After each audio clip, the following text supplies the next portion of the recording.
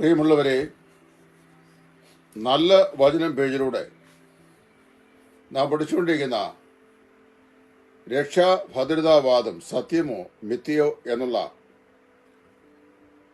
പഠന വിഷയത്തിന്റെ 4ാമത്തെ എപ്പിസോഡിലേക്ക് നിങ്ങളെ എല്ലാവരെയും ഹാർദവമായി സ്വാഗതം ചെയ്യുന്നു. ഈ 4ാം ഭാഗത്ത് നമ്മുടെ രക്ഷ അടിസ്ഥാനപ്പെട്ടിരിക്കുന്നത് ദൈവം നൽകിയ നീതീകരണത്തിന്മേലാണെന്നാണ് നമ്മൾ പഠിക്കാൻ പോകുന്നത്. റോമാലേഖനം 3-ാം അധ്യായത്തിന്റെ 24-ാം വാക്യം, 4-ാം അധ്യായത്തിന്റെ 1 മുതൽ 8 വരെയുള്ള വാക്യങ്ങൾ, 5-ാം അധ്യായത്തിന്റെ 1-ാം വാക്യം, 8-ാം അധ്യായത്തിന്റെ 30 മുതൽ 34 വരെയുള്ള വാക്യങ്ങൾ. ഈ വാക്യഭാഗങ്ങൾ പഠിക്കുമ്പോൾ അവിടെ നാം വായിക്കുന്ന അവന്റെ കൃപയാൽ ക്രിസ്തുയേശുവിലെ വീണ്ടെടുപ്പ് മൂലം സൗജന്യമായിട്ടത്രേ നാം നീതീകരിക്കപ്പെടുന്നത്. ദൈവം പ്രവൃത്തി കൂടാതെ നമ്മുടെ നീതിയെ കണക്കിടുന്നവന്റെ ഭാഗ്യം വിശദീകരിച്ചുകൊണ്ട് അവൻ മുൻ നിയമിച്ചവരെ വിളിച്ചവരെ നീതീകരിച്ചവരെ തേജസ്കരിച്ചും ഇരിക്കുന്നു എന്ന് അപ്പോസ്തലൻ പറയുന്നു. അതുകൊണ്ട് താൻ തന്നെ ചോദിക്കുകയാണ്, ദൈവം നമുക്ക് അനുകൂലമെങ്കിൽ പ്രതികൂലം ആർ? ദൈവം തെരഞ്ഞെടുത്തവരെ ആർ കുറ്റം ചുമത്തും? നീതീകരിക്കുന്നവൻ ദൈവം ശിക്ഷ വിധിക്കുന്നവനാർ. കർത്താവായ യേശു മരിച്ചിട്ട് ഉയർത്തെഴുന്നേറ്റവൻ തന്നെ. അവൻ ദൈവത്തിന്റെ വലതുഭാഗത്തിരിക്കുകയും നമുക്ക് വേണ്ടി പക്ഷപാതം കഴിക്കുകയും ചെയ്യുന്നു. വിശുദ്ധ ബൈബിളിൽ നീതീകരണം എന്ന വാക്ക് ഒരു കോടതി ഭാഷയായിട്ടാണ് ഉപയോഗിച്ചിട്ടുള്ളത്. കോടതിയിലും നമ്മുടെ സിവിൽ കോടതിയിലും നീതീകരണം എന്ന വാക്ക് സർവ്വസാധാരണയായി ഉപയോഗിക്കുന്നത് നമുക്ക് കാണാൻ കഴിയുന്നുണ്ട്. ആവർത്തനം 25:1 നീതീകരണം എന്നാൽ നീതിമാൻ എന്ന് വിധി പ്രസ്താവിക്കുക എന്നുള്ള അർത്ഥത്തിലാണ് അവിടെ രേഖപ്പെടുത്തിയിരിക്കുന്നത്. കുറ്റപ്പുള്ളിയായ ഒരു മനുഷ്യൻ ദൈവ കോടതിയുടെ മുമ്പാകെ നിൽക്കുന്നു എന്ന് ചിന്തിക്കുക. അങ്ങനെ നിൽക്കുമ്പോൾ അവന് വേണ്ടി നിയമപ്രകാരം വിധിക്കേണ്ട വിധി നരകശിക്ഷയാണ്.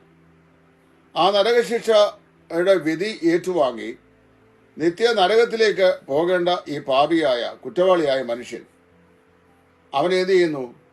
അവന് വേണ്ടി ക്രിസ്തു മരിക്കുകയും ആ മരണത്തെ വ്യക്തിപരമായി അവൻ സ്വീകരിക്കുകയും ചെയ്തു കഴിഞ്ഞപ്പോൾ കർത്താവായ യേശു ക്രിസ്തുവിന്റെ ക്രൂശിലെ മരണത്തിന്റെ അടിസ്ഥാനത്തിൽ ദൈവം സ്വർഗീയ കോടതിയുടെ മുമ്പാകെ പാപിയും കുറ്റവാളിയുമായ ഈ വ്യക്തിയെ നീതീകരിക്കപ്പെട്ടവനായി വിധി പ്രഖ്യാപിക്കുന്നു. ഇതിനെയാണ് വാസ്തവത്തിൽ നീതീകരണ വിധി എന്ന് പറയുന്നു. റോമർ 5:14 നീതീകരണ വിധി എന്ന് തന്നെ പറഞ്ഞിട്ടുണ്ട്. ദൈവം പ്രഖ്യാപിച്ച നീതീകരണത്തിന്റെ വിധി.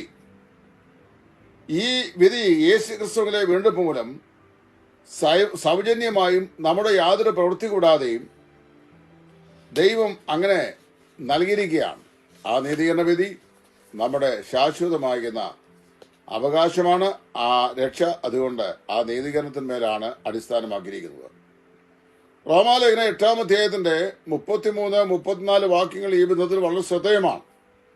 അവിടെ നാം വായിക്കുന്നു, അത് ദൈവം തെരഞ്ഞെടുത്തവരെ ആർ കുറ്റം ചുമത്തും? പൗലോസ് ചോദിക്കുകയാണ്, ദൈവം തെരഞ്ഞെടുത്തവരെ ആർ കുറ്റം ചുമത്തും? നീതീകരിക്കുന്നവൻ ദൈവമോ ശിക്ഷ വിധിക്കുന്നവൻ ആർ? ഇങ്ങനെ അത് തർജ്ജമ ചെയ്യേണ്ട വാസ്തവം. നീതീകരിക്കുന്നവൻ ദൈവമോ എങ്കിൽ ശിക്ഷ വിധിക്കുന്നവൻ ആർ? മരിക്കുകയും ഉയർത്തെഴുന്നേൽക്കുകയും ദൈവവല ഭാഗത്ത് ഇരുന്ന് നമുക്ക് വേണ്ടി പക്ഷപാതം കഴിക്കുകയും ചെയ്യുന്ന ക്രിസ്തുയേശുവോ? ഇതാ ചോദ്യം. അപ്പൊ നമുക്ക് കുറെ കൂടെ ഒഴുക്കിൽ അത് തർജ്ജമ ചെയ്ത് നമ്മുടെ മലയാളത്തിൽ കിട്ടിയെന്നുള്ളേ ഉള്ളൂ. ദൈവം നീതീകരിച്ചവരെ ആർ കുറ്റം ചുമത്തും? നീതീകരിക്കുന്നവൻ ദൈവം ശിക്ഷ വിധിക്കുന്നവൻ ആർ എന്നുള്ള വിഷയം സ്വതന്ത്രമായി തർജ്ജമ ചെയ്താൽ നീതീകരിക്കുന്നത് ദൈവമോ ശിക്ഷ വിധിക്കുന്നവൻ ആർ? മരിക്കുകയും ഉയർത്തെഴുന്നേൽക്കുകയും ദൈവ വലഭാഗത്തിരുന്ന് നമുക്ക് വേണ്ടി പക്ഷപാതം കഴിക്കുകയും ചെയ്ത ഈ ക്രിസ്തുവോ? അങ്ങനെയാണെങ്കിൽ നമ്മളെ കുറ്റം വിധിക്കാൻ ആർക്കും കഴിയുകയില്ല എന്നാണ് അവിടെ പറയുന്നത്. അപ്പൊ ദൈവം തെരഞ്ഞെടുത്തവരെ കുറ്റം ചുമത്തണം എങ്കിൽ ദൈവത്തിനല്ലാതെ മറ്റേ ആർക്കും സാധിക്കുകയില്ല. ഇപ്പൊ ദൈവം തന്റെ പുത്രനായ യേശു ക്രിസ്തു മുഖാന്തരം തെരഞ്ഞെടുത്ത നമ്മെ രക്ഷ നൽകി ആ രക്ഷ എന്നേക്കുമുള്ളതാണ് എന്ന് നമ്മോട് പറഞ്ഞ് നമ്മെ വിശ്വസിപ്പിച്ച ആ ഉപദേശ സത്യം അവിടെ ഇരിക്കെ ചില ആളുകൾ പറയുകയാണ്, ഇത് ഇടയ്ക്ക് വെച്ച് നഷ്ടപ്പെടും, സൂക്ഷിച്ചില്ലെങ്കിൽ താഴെ പോകും, ഒരു ദൈവം നഷ്ടപ്പെടുത്തുകയില്ലെന്നാലും ഒരുവരെ സ്വന്തമായി നഷ്ടപ്പെടുത്താൻ കഴിയും എന്നൊക്കെ പറയുമ്പോൾ ഈ വാക്യം വായിക്കണം. ദൈവം തെരഞ്ഞെടുത്തവരെ കുറ്റം ചുമത്താൻ കഴിയണമെങ്കിൽ ദൈവത്തിനല്ലാതെ മറ്റേ ആർക്കും കഴിയില്ല, നമുക്ക് തന്നെ കഴിയില്ല. ഇവിടെ ഉപയോഗിച്ചുള്ള വർത്തമാന കാല പ്രയോഗം കൂടെ ശ്രദ്ധിക്കണം. ദൈവം നീതീകരിച്ചവരെ ആർ കുറ്റം ചുമത്തും? പ്രസന്റ് ടെൻസിലാണ് വരുന്നത്. ഇവിടെ ഉപയോഗിക്കുന്ന വർത്തമാനകാല പ്രയോഗത്തിന്റെ അർത്ഥവും തന്നെയാണ്. ഒരിക്കൽ നീതീകരിച്ചിട്ട് പിന്നീട് കുറ്റം കണ്ടുപിടിച്ച് ശിക്ഷ വിധിക്കുവാൻ വേണ്ടി നോക്കിയിരിക്കുന്ന ആളല്ല നമ്മുടെ രക്ഷിതാവായ യേശു ക്രിസ്തു എന്നാണ്. ഒരിക്കൽ നമ്മെ നീതീകരിച്ചു, അത് സൗജന്യമായി നീതീകരിച്ചു, പ്രവൃത്തി കൂടാതെ നീതീകരിച്ചു. നീതീകരിച്ച് നമ്മെ രക്ഷിച്ച് ദൈവമക്കളാക്കി പ്രഖ്യാപിച്ചു, കുറ്റവിമുക്തനാക്കി, കുറ്റവിമുക്ത വിധിയും പ്രഖ്യാപിച്ചു. അതിനുശേഷം ഇങ്ങനെ ദൈവം പാത്തിരിക്കുകയാണ്, നോക്കിയിരിക്കുക ഏതെങ്കിലും നില കുറ്റമുണ്ടോ എന്ന് കണ്ടുപിടിച്ചിട്ട് അവനെ ശരിപ്പെടുത്താൻ. അങ്ങനെ ചെയ്യുമോ? അങ്ങനെ ഒരിക്കലും ചെയ്യില്ല. അങ്ങനെയുള്ളവനെ കുറ്റം വിധിക്കുകയില്ല. അങ്ങനെ ഒരിക്കലും ഉണ്ടാകുകയില്ല. ദൈവം ഒഴികെ കുറ്റം വിധിക്കുവാൻ ആർക്കെങ്കിലും ഈ പ്രപഞ്ചത്തിൽ അധികാരമുണ്ടെങ്കിൽ അത് കർത്താവ് യേശു ക്രിസ്തുവാണ്. അതായത് എല്ലാവരും പിതാവിനെ ബഹുമാനിക്കുന്ന പോലെ പുത്രനെയും ബഹുമാനിക്കേണ്ടത്. പിതാവ് ആരെയും ന്യായം വിധിക്കാതെ ന്യായവിധിയെല്ലാം പുത്രനെ ഫലമേൽപ്പിച്ചിരിക്കുന്നു എന്ന് യോഹന്നാൻ പറയുന്നു. അപ്പൊ അങ്ങനെയാണെങ്കിൽ ഇനിയും കുറ്റം വിധിക്കാൻ, വിധി കൽപ്പിക്കാൻ അധികാരമുള്ള ഒരേ ഒരു വ്യക്തി ദൈവം കഴിഞ്ഞാൽ കർത്താവായ യേശു ക്രിസ്തുവാണ്. യോഹന്നാൻ 5:22. അവൻ ഇപ്പോൾ എന്താണ് എന്നാൽ അങ്ങനെയുള്ള കർത്താവ് ഇപ്പോൾ എന്ത് ചെയ്തുകൊണ്ടിരിക്കുകയാണ്? നമ്മെ തന്റെ വിധി നിർണായകമായിരിക്കുന്ന വിധി പ്രഖ്യാപനത്തിലൂടെ സൗജന്യമായി നീതീകരിച്ച് നമുക്ക് സൗജന്യമായി രക്ഷ നൽകി, ആ രക്ഷയുടെ സുസ്ഥിരതയെക്കുറിച്ച് നമുക്ക് ഉറപ്പ് നൽകിയ നമ്മുടെ കർത്താവ് യേശു താൻ തന്നെ ചോദിക്കുകയാണ്, ദൈവം നീതീകരിച്ചവരെ ഇനി ആർ കുറ്റം ചുമത്തും? നീതീകരിക്കുന്നവൻ ദൈവം, ശിക്ഷ വിധിക്കുന്നവൻ ആർ? മാത്രമല്ല, ആ കർത്താവ് ദൈവം നീതീകരിച്ച തന്റെ വിശുദ്ധന്മാരുടെ ജീവിതത്തിലെ ഏതെങ്കിലും ഷോർട്ട് കമ്മിങ്സ് ഉണ്ടെങ്കിൽ അതിന് പരിഹാരം വരുത്തുവാൻ ദൈവത്തിന്റെ വലതുഭാഗത്ത് ശ്രേഷ്ഠതയുള്ള മഹാപുരോഹിതനായി ഇന്ന് നമുക്ക് വേണ്ടി പക്ഷപാതം കഴിച്ചുകൊണ്ടിരിക്കുകയാണ്. ക്രിസ്തുയേശുവിന്റെ മഹാ പൗരോഹിത്യ ശുശ്രൂഷ എന്ന് പറയുന്നത് നമ്മുടെ രക്ഷ ഭദ്രമായിരിക്കുന്നു എന്നുള്ളത് കൊണ്ടാണ്. നമ്മുടെ ജീവിതത്തിലെ ഷോർട്ട് കമ്മിങ്സ് എന്തെങ്കിലും ഉണ്ടെങ്കിൽ അത് അതാത് സമയത്ത് പരിഹരിച്ച് നമ്മൾ ദൈവത്തോട് നിരന്തരമായ സമ്പർക്കത്തിൽ, ആ ബന്ധത്തിൽ നമ്മെ നിലനിർത്തിക്കൊണ്ടു പോകുവാൻ കർത്താവായ യേശു നമുക്ക് വേണ്ടി പക്ഷപാതം ചെയ്തുകൊണ്ടിരിക്കുകയാണ്. ഈ യേശു ക്രിസ്തുവാണോ ഇനി ശിക്ഷ വിധിക്കുമെന്ന് പറയുന്നത്? ഈ കർത്താവാണോ നമ്മളെ ഇടയ്ക്ക് വെച്ച് ഇടച്ചു പോകുമെന്ന് പറയുന്നത്? ഈ കർത്താവാണോ നമ്മുടെ രക്ഷയെക്കുറിച്ച് അനുദമിക്കുന്നു പറയുന്നത്? ദൈവം നീതീകരിച്ചവരെ ആർക്കും ഒരു കാലത്തും ഒരിക്കലും ഒരു പ്രകാരത്തിലും ഇനി ശിക്ഷ വിധിക്കുവാൻ സാധിക്കുകയില്ല. അതുകൊണ്ട് എന്ത് ചെയ്യണം? എൻ്റെ മാന്യ പ്രേക്ഷകർ മനസ്സിലാക്കണം, നമ്മെ നീതീകരിച്ചവനും രക്ഷിച്ചവനും വിധി പ്രഖ്യാപിച്ചവനും ആ മനഃപൂർവ്വമായി നമ്മെ ദൈവത്തിന്റെ മക്കളാക്കി തീർത്തവനും സ്വർഗത്തിന് അവകാശിയാക്കി തീർത്തവനും എല്ലാം ദൈവമാകിയാൽ നമ്മുടെ രക്ഷ ഭദ്രമാണെന്നതിന് ഇതിനപ്പുറത്ത് വേറെ യാതൊരു ന്യായാന്യായങ്ങളും ഒരിക്കലും ആർക്കും ആവശ്യമായിരിക്കുന്നില്ല. നമ്മുടെ നീതീകരണ വിധി പ്രഖ്യാപിക്കുന്നത് എവിടുന്നാണ്? സ്വർഗമാകുന്ന സുപ്രീം കോടതിയിൽ നിന്നാണ്. സ്വർഗത്തിലെ സുപ്രീം കോടതിയുടെ അതിപരിശുദ്ധ സിംഹാസനത്തിൽ ഉപവിഷ്ടനാകുന്ന ന്യായാധിപതിയാണ് ദൈവം. അവന് സകല സിദ്ധന്മാരുടെയും ന്യായാധിപതി എന്ന വേദപുസ്തകത്തിലുമുണ്ട്.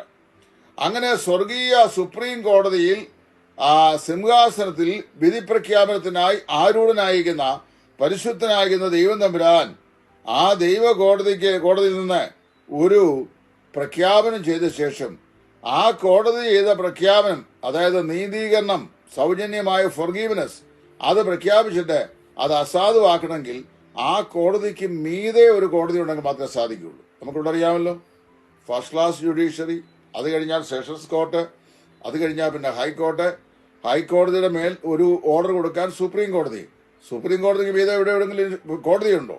അതല്ലയോ അതിന്റെ ഏറ്റവും ഒത്തിച്ച കോടതി എന്ന് പറയുന്നത്.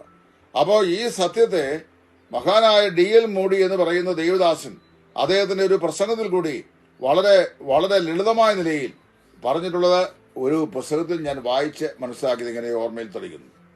അദ്ദേഹം പറയാണ്, ഒരിക്കൽ എന്ത് ചെയ്തു, ഇംഗ്ലണ്ടിലെ ഒരു കോടതിയിൽ ഒരു കുറ്റവാളിയായ മനുഷ്യനെ വിസ്തരിച്ചു.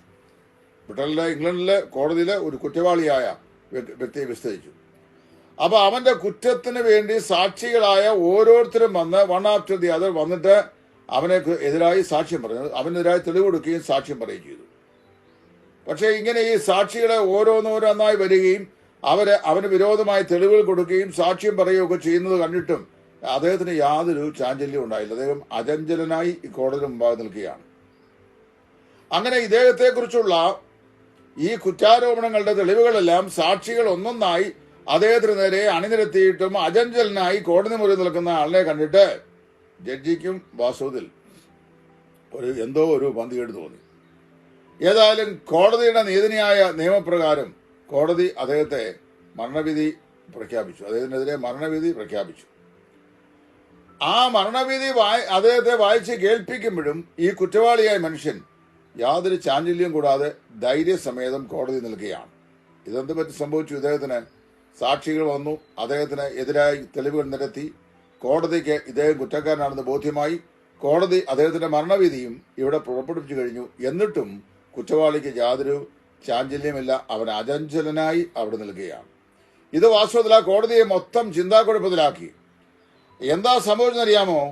അപ്പോൾ ഈ ജഡ്ജി മരണവിധി പ്രഖ്യാപിച്ചു കഴിഞ്ഞപ്പോൾ ന്യായാധിപ സംഘവും ആശ്ചര്യപ്പെട്ട് അവന്റെ നേരെ നോക്കി നിൽക്കുമ്പോൾ അവന്റെ പോക്കിടുന്ന ഒരു കടലാസ് തുണ്ട് എടുത്തിട്ട് അത് ജഡ്ജിയുടെ കയ്യിലേക്ക് കൈമാറിയിട്ട് അദ്ദേഹം കോടതിയുടെ വാതിൽ കൂടി പുറത്തേക്ക് ഇറങ്ങി ധൈര്യമായി പുറത്തേക്ക് പോയി.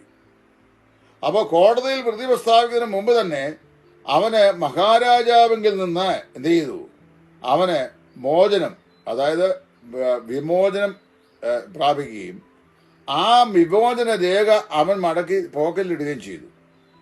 മഹാരാജാവ് കോടതിയിൽ അവൻ വരുന്നതിന് മുമ്പ് തന്നെ, അവനെ വിധിക്കുന്നതിന് മുമ്പ് തന്നെ അവന് എതിരെയുള്ള മരണവിധിക്ക് സാധ്യതയുള്ള ഈ കുറ്റം അവനോട് ക്ഷമിച്ചതായി, മോചിച്ചതായി രാജാവ് അവന് എഴുതി കൊടുത്തു. അത് പോക്കറ്റിലാണ് ഇവർ ഈ ന്യായാധിപ സംഘത്തിന് മുമ്പാകെ നിൽക്കുന്നത്. ഒരു പാപിയെ സംബന്ധിച്ച് അവൻ ദൈവത്തിന്റെ ശിക്ഷാകൂടിന് മുമ്പാകെ നിൽക്കുന്നത് എപ്പോഴാണെന്നറിയാമോ? വെളിപ്പാട് പുസ്തകം 20-ാം അധ്യായത്തിന്റെ 14-ാം വാക്യത്തിലാണ്. അനന്തരം വലിയൊരു വെള്ളസിംഹാസനവും അതിന്മേൽ ഒരുത്തനിരിക്കുന്നതും ഞാൻ കണ്ടു. അവന് ന്യായവിസ്താരത്തിനുള്ള അധികാരം കിട്ടി. അവന്റെ മുമ്പാകെ ഭൂമിയിലുള്ള സകല മനുഷ്യരും ആബാലവൃത്തം ആളുകളെ ഉയർത്തെഴുന്നേൽക്കുന്നു. പുസ്തകങ്ങൾ തുറന്നു. ജീവപുസ്തകം എന്ന് പറയുന്ന മറ്റൊരു പുസ്തകം തുറന്നു. പുസ്തകങ്ങൾ എഴുതിയിരുന്ന പ്രവൃത്തികൾക്കടുത്ത് ന്യായവിധി ഓരോരുത്തർക്കും ഉണ്ടായി. എന്നാൽ ജീവപുസ്തകത്തിൽ പേരെഴുതി കാണാത്ത ഏവനെയും തീപ്പൊയ്കയിൽ തള്ളിയിട്ടു. ഈ തീപ്പൊയ്ക രണ്ടാമത്തെ മരണം. അപ്പോൾ വാസ്തവത്തില് ഒരു പാപി ദൈവത്തിന്റെ സുപ്രീം കോടതിയുടെ മുമ്പാകെ മരണശിക്ഷ ഏറ്റുവാങ്ങി നരകത്തിലേക്ക് പോകാൻ നിൽക്കേണ്ടത് വെള്ളസിംഹാസനം മുമ്പാകെയാണ്. അവിടെ ചെല്ലുന്നതിന് മുമ്പ് എന്ത് ചെയ്തു? സ്വർഗത്തിലെ ദൈവം തന്റെ ഏകജാതനായ പുത്രൻ കർത്താവായ യേശുക്രിസ്തു മുഖാന്തരം സൗജന്യമായി അവന്റെ ക്രൂശമരണത്താൽ ഇവനെ നീതീകരിച്ചു. ആ ക്രൂശമരണം അവന്റെയും കൂടെ പാപത്തിനു വേണ്ടിയായിരുന്നു എന്നവൻ സമ്മതിച്ച് അത് ഹൃദയത്തിൽ സ്വീകരിച്ചു കഴിഞ്ഞപ്പോൾ ദൈവം സൗജന്യമായി ക്രിസ്തുവിൽ അവനെ നീതീകരിക്കുകയും അവന്റെ മേലുള്ള മരണവിധി നീക്കിക്കളയുകയും ചെയ്തു. അതുകൊണ്ടാണ് രക്ഷിക്കപ്പെട്ട യാതൊരു ദൈവപൈതലിനും ഇനിയും വരുവാനുള്ള അതിഭയാനകമായ രണ്ടാം മരണത്തെക്കുറിച്ച് യാതൊരു ഭീതിയും അവനില്ല. അതുകൊണ്ടല്ലേ പൗലോസ് ഫിലിപ്പിയിൽ പറയുന്നത്? അദ്ദേഹം പറയാണ്, എനിക്ക് ജീവിക്കുന്ന ക്രിസ്തുവും മരിക്കുന്നത് ലാഭവുമാകുന്നു. ശരീര മരണം താൻ അനുഭവിച്ചാൽ അത് ഒരിക്കലും തനിക്കൊരു നഷ്ടമാകുകയില്ല. രണ്ടാം മരണത്താൽ ഒരു ദോഷവും അവന് വരികയുമില്ല എന്നാണ് അവിടെ പൗലോസ് പറയുന്നത്. അങ്ങനെ വാസ്തവത്തില് ദൈവം ഇങ്ങനെ മുൻപ് കൂട്ടി തന്നെ കർത്താവായ യേശു ക്രിസ്തുവിൽ വിശ്വസിക്കുന്നവരെ യേശുക്രിസ്തുവിന്റെ ക്രൂശിലെ പാവപരിഹാര ബലിയുടെ അടിസ്ഥാനത്തിൽ സൗജന്യമായി നീതീകരിച്ചിരിക്കാൻ, അല്ലെങ്കിൽ ക്രിസ്തു നമുക്ക് വേണ്ടി കാൽവറിയിൽ നിവർത്തിച്ച ദൈവിക രക്ഷാ പദ്ധതിയിൽ പ്രകാരം നമ്മെ സൗജന്യമായി നീതീകരിച്ച് നമുക്കെതിരെയുള്ള മരണവിധി അത് നീക്കിക്കളഞ്ഞ് നമ്മെ കുറ്റവാളികൾ അല്ല എന്ന് പരസ്യമായി പ്രഖ്യാപിച്ച് വെറുതെ വിട്ടിരിക്കിയാൽ ഇനി ആർക്കും നമ്മെ കുറ്റം വിധിക്കുവാൻ കഴിയില്ല. അതുകൊണ്ടാണ് പൗലോസ് റോമർ 8 പറഞ്ഞത്, ദൈവം നീതീകരിച്ചവരെ ആർ കുറ്റം ചുമത്തും? നീതീകരിക്കുന്നവൻ ദൈവം, ശിക്ഷ വിധിക്കുന്നവൻ ആർ? മാത്രമല്ല, നാം നിരപരാധിയും നീതിമാനുമാണെന്ന വിധി ദൈവകോടതി മുമ്പാകെ ദൈവത്താൽ പരസ്യമാക്കപ്പെട്ടിരിക്കെ ഇനിയും നമ്മെ കുറ്റം വിധിക്കുവാൻ അപവാദിക്ക് ഒരിക്കലും സാധിക്കത്തില്ല. സാത്താൻ ആരുടെ അടുത്ത് വന്നിട്ട് നീ രക്ഷിക്കപ്പെട്ടവനല്ല, ഇനിയും നിനക്കൊരു മരണമുണ്ട് എന്നവനെ ഭീതിപ്പെടുത്തുകയില്ല. എന്താ കാരണം അറിയാമോ? പാപി കർത്താവുമായ യേശുവിനെ എപ്പോൾ രക്ഷിതാവും കർത്താവുമായി കൈക്കൊണ്ടു അപ്പോൾ തന്നെ അവന്റെ സൗജന്യമായ നീതീകരണ വിധിയും സ്വർഗീയ കോടതിയുടെ മുമ്പാകെ പ്രഖ്യാപിക്കപ്പെട്ടിരിക്കാൻ അവൻ രണ്ടാം മരണത്തിൽ നിന്നുള്ള വിടുതൽ പ്രാപിച്ചവനായി എന്നേക്കും സ്വതന്ത്രനായി തീർന്നിരിക്കുന്നു. അവൻ ലഭിച്ച നീതീകരണം വാസ്തവത്തിൽ അവന്റെ രക്ഷ ആ നീതീകരണത്തിന്റെ അടിസ്ഥാനത്തിലാണ്. ദൈവം അവനെ നീതീകരിച്ചു കഴിഞ്ഞപ്പോൾ ശിക്ഷാവിധി നീങ്ങി. അതിന്റെ ഫലം എന്താണെന്ന് റോമർ 5:1 പറഞ്ഞിട്ടുണ്ട്. വിശ്വാസത്താൽ നീതീകരിക്കപ്പെട്ടിട്ട് നമ്മുടെ കർത്താവായ യേശു ക്രിസ്തു മുഖാന്തരം നമുക്ക് പിതാവായ ദൈവത്തോട് സമാധാനമുണ്ട്.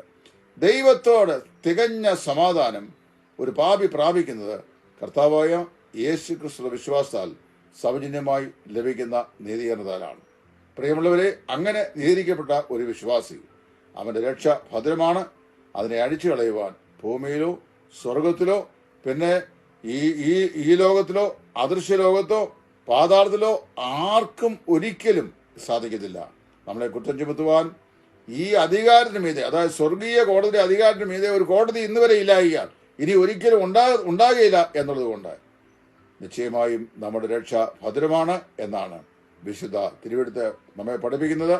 ഈ പാഠ്യ പദ്ധതി, ഈ സീരീസ് ഓഫ് സ്റ്റഡീസ് രക്ഷാഭദ്രത സംബന്ധിച്ചുള്ള നിങ്ങളുടെ എല്ലാ സംശയങ്ങളും പരിഹരിക്കപ്പെടുവാൻ ഉപകരിക്കപ്പെടും എന്ന് കർത്താവിൽ ഞാൻ വിശ്വസിക്കുന്നു.